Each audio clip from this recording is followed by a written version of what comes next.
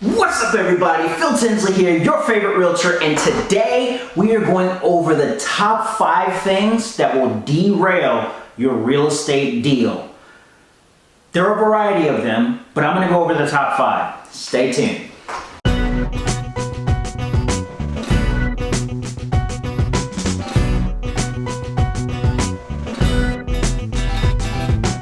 Alright, number 1, the most common and the most relevant in today's society that ultimately fails to follow through regarding the real estate deal is financing issues. Yes, unfortunately they all happen.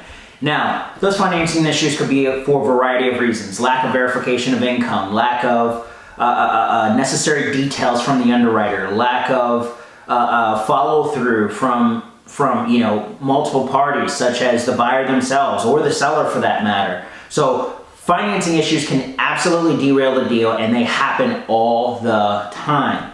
So it is absolutely incredibly important to ensure that you are not only pre-approved but pre-underwritten, to ensure that you don't have any issues that are going to come up as a red flag when you go to purchase your home, or as a seller, your realtor should be doing due diligence with the loan officer who is representing the buyer to ensure that they have gone through the pre-underwriting process or are financially secure to close on the home.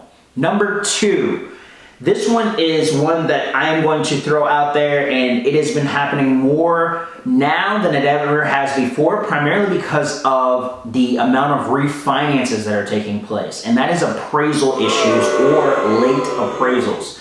Now, those appraisal issues, typically, if you're not familiar with what an appraisal is, it is a third-party evaluation by an unbiased party, typically hired by your bank or lending institution to find out what a property is worth, to ensure that the property is worth what you as a buyer are willing to pay for it, or as a seller you're selling your property for. 9 times out of 10 in today's market, your property likely went over asking. If you listed it for $200,000, it probably sold for $205 or $210 or something of the sort. So that appraiser is coming in as a third party hired by the bank, paid for by the buyer, and to ensure that the property value is in fact what it is the buyer is willing to pay for it at that given time. So it's very, very important to know what your options are when a late appraisal or appraisal issues come in below value. I'm not going to get into detail regarding exactly what can be done because that's an entirely different video topic. I can go on and on. But know that late appraisals are happening primarily because of refinances, and ultimately low appraisals are happening because people are overbidding, specifically with the intent for the appraiser to catch the hiccup. Your property could ultimately be listed at $300,000, buyers are bidding up to $325,000, appraisal comes in at $315,000. Those comparable sales ultimately are going to make up the value of what your property is worth. So it is very important to know what your options are when a late appraisal or a low appraisal comes in, and we'll cover that topic in another video here soon. Number 3, as a part of the title process, when transferring the deed from the seller to the buyer, it is often caught during your title commitment process and the escrow process. There are outstanding liens against the property. There may be taxes that are back owed from the seller. There may be a mechanic's lien against the property for work that was completed that failed to be paid for. So the contractor placed a mechanic's lien against it. So last minute liens can and will absolutely derail a deal, especially if that number is large enough to where the seller either cannot financially afford to pay for it out of proceeds, causing either a judgment to follow them after the closing, or 2, ultimately that lien for whatever reason failing to be paid out or unable to be paid out as a result of the sale taking place. So last minute liens are things that can absolutely derail a deal. Number 4, inspections and requests for repairs. As a part of the real estate process, 9 out of 10 people almost always get a professional inspection completed. Again, this is a third party that you're hiring as a buyer to inspect the property. You're going to get a literally 30 to 50 page report back. You'll likely, jump, to conclusions saying, oh my gosh, this property is the worst I've ever seen. 9 times out of 10 though, these things are, sought by an inspector that you're paying, $300, $400, $500+ for an hour and a half's time. It is their job specifically to know all of these things moving forward. And keep in mind, you can live in a home for 10, 15, 20 years, heck, 5 years for that matter, and things just, they break or things go wrong and they're out of sight, out of mind. They don't necessarily affect your way of life, so you don't go about fixing them right away. So those things can come up on inspection, and that list of repairs typically catches the seller off guard, and they may not be in a position financially or having the time before closing to actually complete those repairs. So there are ways, again, around that, a different video topic that we can absolutely cover, but it is important to know that list of repairs and what you request can absolutely derail a deal and or delay closing.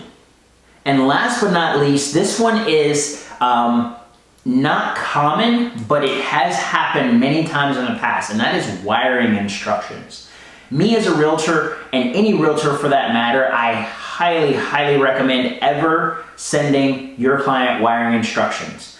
Wiring instructions, they are that of which how a buyer gets the funds to the title company or the seller in that matter. There may be outstanding liens that the seller needs to pay for, as a result of selling this property.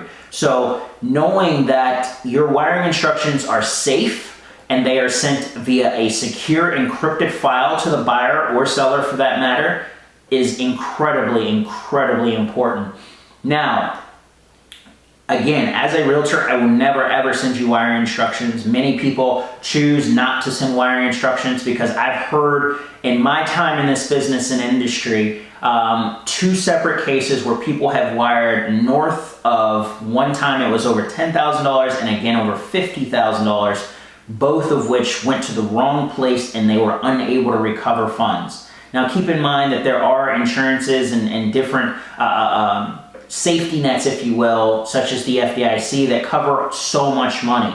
But in the event that you're wiring into the wrong person or for whatever reason an email is hacked or something of that sort, it can ultimately lead to that money being long gone, meaning you've wired tens of thousands of dollars ultimately to come to a conclusion that you will never see your money again. So it is incredibly important to know that you're getting those those wiring instructions over the phone directly from your title representative, and or it's being sent via a encrypted email to ensure that it is very safe, very straightforward, and you know exactly where it came from. And even after receiving them, as a buyer or seller, I highly recommend absolutely picking up the phone to verify those wiring instructions before sending any money. So that is the top ways that a real estate deal or real estate closing can be derailed. I hope that you found this information valuable. My information, you can text me right here. It will be displayed at the end of this video. If there's any questions that I can answer, or if there's any topics that you wish to see covered more in detail, please do not hesitate to reach out. We'd love to help you. We'll see you in the next video.